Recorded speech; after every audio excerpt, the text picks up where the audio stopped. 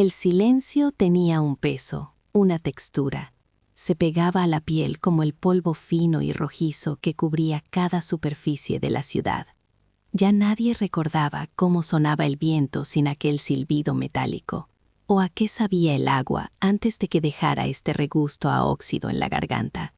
Las calles, antes un hervidero de vidas que se cruzaban, eran ahora corredores vacíos donde las sombras se alargaban con una pereza fúnebre. Los columpios de los parques se mecían solos, empujados por una brisa enferma, sus cadenas chirriando la única melodía en un mundo mudo. Cada mañana, al despertar, sentía el mismo frío en los huesos, un frío que no venía de fuera, sino de dentro.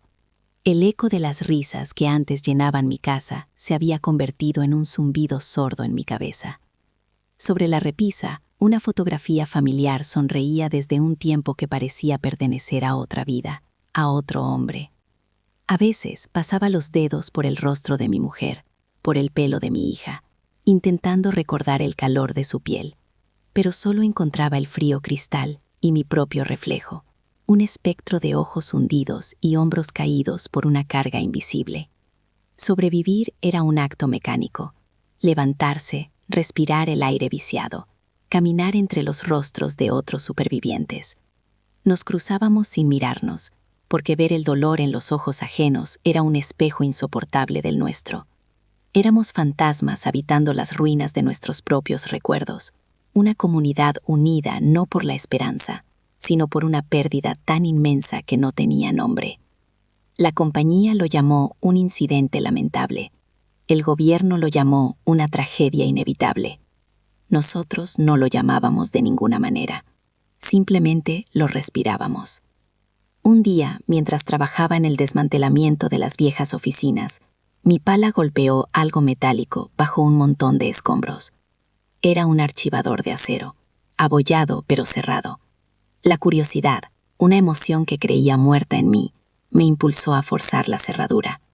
Dentro, entre papeles amarillentos y cubiertos de moho, encontré una carpeta con una sola palabra en la etiqueta: confidencial. Mis manos temblaban al abrirla, no por el frío, sino por un presentimiento. En su interior, informes, gráficos y un memorándum interno fechado 6 meses antes del desastre. Leí las líneas una y otra vez, hasta que las palabras se grabaron a fuego en mi mente.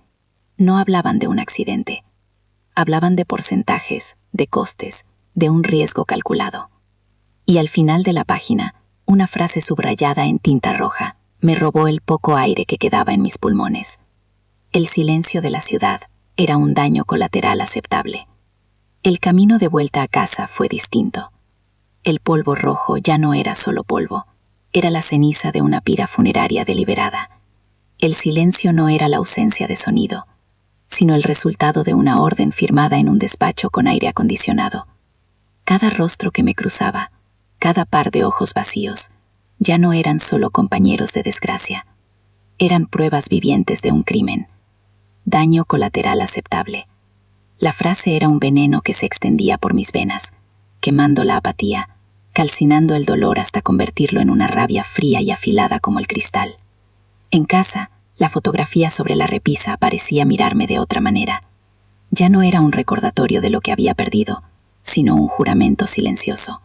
La risa de mi hija, el abrazo de mi mujer, no eran daños colaterales, eran el mundo entero, y nos lo habían arrebatado por un margen de beneficio. El peso en mis hombros no desapareció, pero cambió de forma. Ya no me hundía, me anclaba.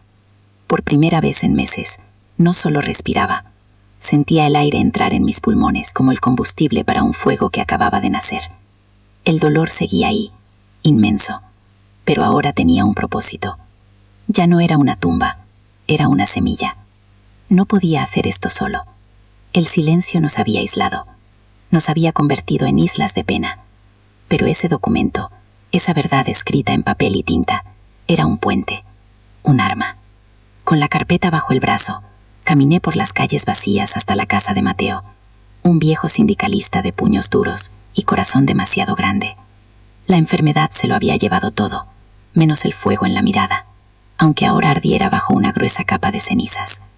Llamé a su puerta. El sonido de mis nudillos contra la madera vieja fue un estruendo en la quietud, el primer golpe de un martillo contra el muro de nuestra prisión. Cuando abrió, no dije nada, solo le tendí la carpeta. Él la tomó con sus manos temblorosas y leyó. Vi cómo sus ojos recorrían las líneas, cómo su mandíbula se tensaba hasta dibujar una línea de granito. Levantó la vista, y en su mirada ya no había solo la sombra de la pérdida. Había algo más, un reconocimiento. El mismo acero que yo sentía forjándose en mi alma. No fueron necesarias las palabras. Mateo cerró la carpeta con un golpe seco.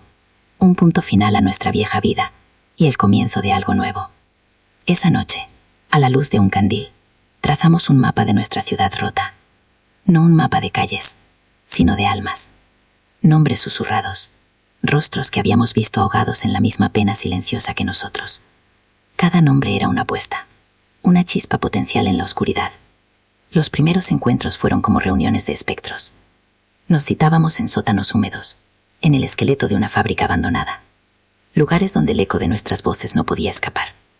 Al principio, solo éramos Mateo y yo.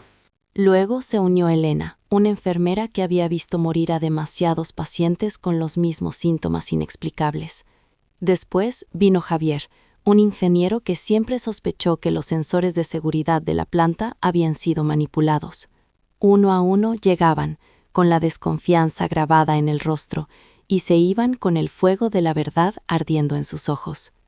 Yo, que había perdido la voz junto con todo lo demás, aprendí a hablar de nuevo, no con grandes discursos, sino con la simple y brutal honestidad de mi dolor. Les hablaba de la risa de mi hija, de cómo olía su pelo después de la lluvia. Compartía mi herida no como una debilidad, sino como la fuente de mi nueva fuerza. Y en sus ojos veía el reflejo de sus propias pérdidas, de sus propias heridas, y nuestro dolor individual se fue trenzando hasta formar una cuerda irrompible. Ya no éramos fragmentos, éramos un mosaico. Nuestra misión se convirtió en una obsesión silenciosa. Durante el día éramos los mismos supervivientes de siempre, con la mirada perdida y los hombros encorvados. Pero por la noche nos convertíamos en arqueólogos de la verdad. Desenterramos informes de mantenimiento falsificados, correos electrónicos borrados que Javier recuperó de viejos discos duros, testimonios de trabajadores que habían sido despedidos por hacer demasiadas preguntas antes del desastre. Cada pieza era un grito más que añadíamos al nuestro, un ladrillo para el monumento de la justicia que construiríamos sobre sus mentiras. El silencio de la ciudad era su mayor arma, pero también su mayor debilidad. Creían que nos habían aislado del mundo, pero se equivocaban. Una vez a la semana, un convoy de suministros rompía el cerco, un cordón umbilical con el exterior que ellos controlaban. Era nuestra única ventana, nuestra única oportunidad de que la verdad saliera de esta tumba. El plan era arriesgado, casi un suicidio. Necesitábamos entregar una copia de todo lo que habíamos encontrado a alguien de fuera, a un periodista, a un abogado, a cualquiera que pudiera encender la mecha. Dejé de visitar la tumba de mi familia. En su lugar, cada noche me sentaba frente a su fotografía. Ya no les hablaba con la voz de la pena, sino con la de la promesa. Les contaba nuestros avances, los riesgos que tomábamos. Sentía que me daban su fuerza, que su amor perdido era el combustible que me impedía rendirme. El hombre que se arrastraba por las ruinas había muerto. En su lugar, había nacido alguien que estaba dispuesto a quemarlo todo para que la luz volviera a esta ciudad. La noche elegida, el aire era más denso que de costumbre, cargado de polvo y de una tensión que se podía cortar con un cuchillo. Éramos 4, ocultos en las sombras de un almacén junto a la carretera principal. Sostenía el paquete de documentos contra mi pecho. Pesaba más que cualquier cosa que hubiera levantado en mi vida. Contenía las voces de los muertos, la esperanza de los vivos. Elena estaba a mi lado. Su respiración era un susurro constante en la oscuridad. Mateo vigilaba desde una ventana rota, sus viejos ojos más afilados que nunca. Un zumbido lejano empezó a crecer, el sonido de motores acercándose. Las luces de 2 faros cortaron la negrura, barriendo la calle desierta como los ojos de un depredador. El convoy estaba aquí. El corazón me golpeaba en las costillas, un tambor sordo contra el silencio expectante. Cada segundo se estiraba, fino y tenso como un alambre. Mateo me puso una mano en el hombro, un gesto que era a la vez un ancla y un empujón. Era el momento. Corrí agachado, pegado a los muros, una sombra más entre las sombras. El camión principal había reducido la marcha, justo como Javier había predicho. Un hombre bajó de la cabina del copiloto, estirando las piernas, su silueta recortada contra los faros. Era él, nuestro contacto, nuestro único billete de salida. El intercambio fue un susurro en la noche, un paquete que pasaba de mis manos a las suyas, un apretón de manos firme, una mirada que lo decía todo sin pronunciar una sola palabra. Vi el camión alejarse, sus luces rojas encogiéndose hasta ser 2 puntos carmesí que la oscuridad devoró. Y entonces, nada. Volvimos a nuestro escondite, y el silencio que regresaba era diferente, más pesado, cargado con el peso de toda nuestra esperanza. Los días que siguieron fueron la peor de las torturas. La espera era un veneno que se filtraba en el ánimo, alimentando la duda. Cada amanecer sin noticias era un fracaso. Cada noche, la misma pregunta en los ojos de todos. ¿Sirvió de algo? ¿O solo habíamos lanzado nuestra única botella al mar en una noche sin luna? Empecé a sentir el viejo frío regresar a mis huesos, el fantasma de la apatía llamando a mi puerta. Y entonces ocurrió. Fue Elena quien lo escuchó primero, en una vieja radio de transistores que creíamos muerta. Una voz, quebrada por la estática, pronunció el nombre de nuestra ciudad, y luego el de la compañía. Las palabras eran un torrente: filtración, investigación, negligencia criminal. Nos agolpeamos alrededor del pequeño aparato como si fuera una hoguera, y aquella voz anónima fue el sonido más hermoso que habíamos oído nunca. Era el sonido de nuestro silencio rompiéndose. La llegada de los primeros equipos de investigación fue como ver florecer el desierto. Trajes de protección blancos moviéndose por nuestras calles rojas. Cámaras que no nos miraban con lástima, sino con interés. Periodistas que no querían una historia de tragedia, sino de verdad. Por primera vez, nuestras voces importaban. Mi testimonio, el de Mateo, el de Elena, el de tantos otros, se convirtió en un coro que resonó en salas de juntas y tribunales a cientos de kilómetros de distancia. La verdad, como el sol después de una larga tormenta, empezó a abrirse paso. Hoy el aire es distinto. El polvo rojizo ya no es una mortaja, sino una cicatriz que nos recuerda de dónde venimos. Los columpios del parque ya no chirrían en soledad. A veces, un niño empujado por su padre se eleva hacia el cielo. Un cielo que poco a poco recupera su color. La reconstrucción es lenta, dolorosa, pero es real.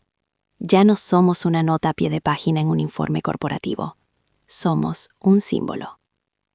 Sigo teniendo la fotografía sobre la repisa, pero ahora, cuando la miro, no solo siento el dolor de su ausencia, siento el orgullo de su legado. Su risa no fue un daño colateral. Fue la primera nota de una canción que el mundo entero tuvo que aprender a escuchar. Mi dolor no me destruyó, me esculpió. Nos esculpió a todos. Nos convirtió en la prueba viviente de que no hay poder corporativo, ni muro de silencio, ni tragedia tan profunda que pueda extinguir la llama de la dignidad humana. Nos quitaron todo, nos dejaron en silencio, creyendo que nos habían borrado. Pero se equivocaron, porque en la oscuridad más absoluta, cuando el dolor se convierte en tu única brújula, descubres una verdad inmutable. Descubres que la memoria no es una tumba, es una semilla. Y una sola voz, nacida del amor y la pérdida, cuando se niega a ser callada, tiene la fuerza para hacer temblar los cimientos del mundo.